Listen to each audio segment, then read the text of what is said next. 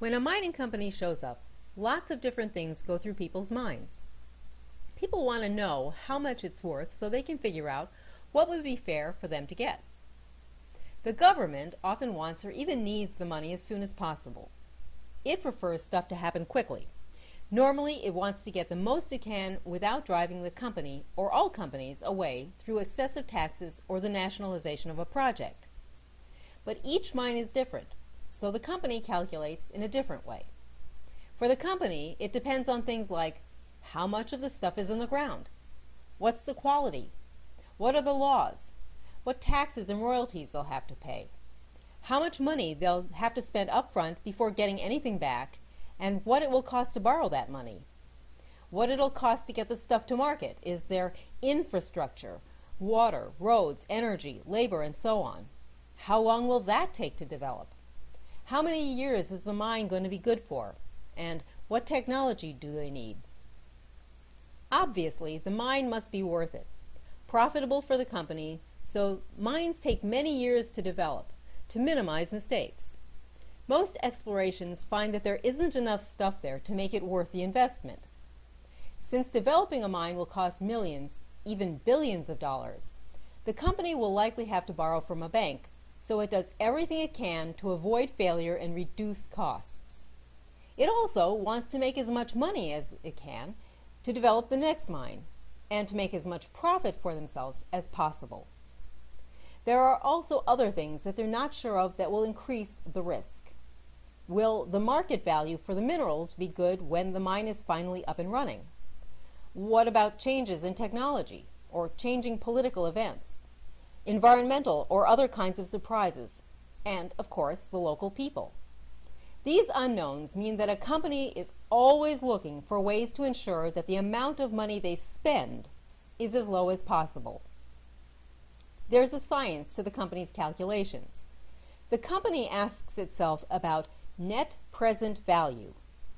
How much money will we make from the project versus how much we'll have to spend now on getting it? The company will pick the project with the greatest return, so they'll make the most money. To a company, money in the future, though, doesn't mean as much as money in the present. The company will also develop a target rate. How much can they reasonably be expected to earn over a certain time period? They ask, can we afford it? What happens if another project or expense comes along? Will we have the money for it?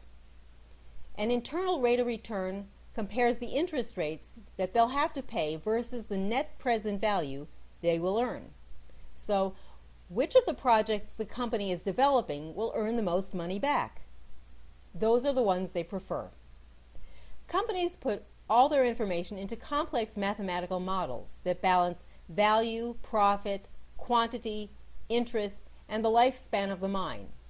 They also ask themselves, how long can we wait before the cash flow starts? Bigger, richer companies can afford to take more time than other smaller, less wealthy companies. But bigger companies only target the largest and richest mineral deposits. Perhaps unsurprisingly, the company is very reluctant to share its hard-earned information with anyone else, including the government and the people. But this secrecy increases the tension during negotiations between the government and the company. They both want as much money as possible.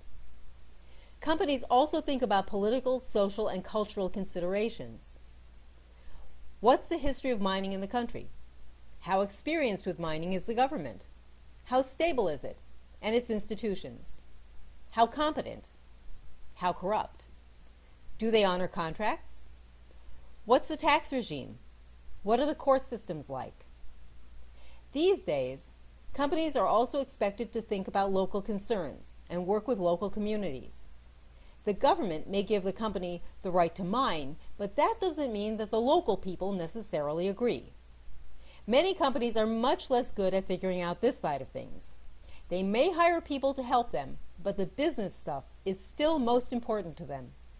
If there are a lot of problems, a company will try to make it work as long as possible to protect its investment, but at some point they'll give up on the mine and either sell it or close it down, at least for a while.